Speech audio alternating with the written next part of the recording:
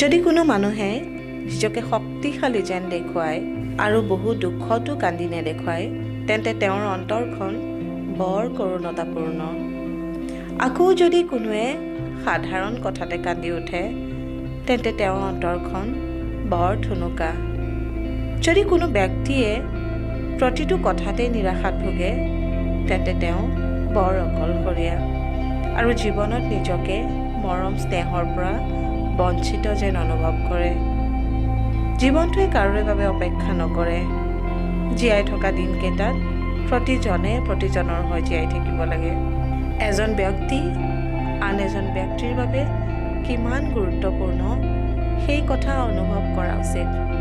গতিকে জীৱনত সকলোৰে উপস্থিতি কিমান গুৰুত্বপূৰ্ণ বুজিব লাগিব।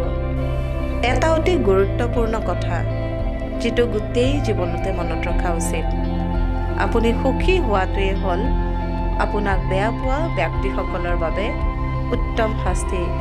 গতিকে সকলোৱে সুখত থাকিবলৈ চেষ্টা কৰক।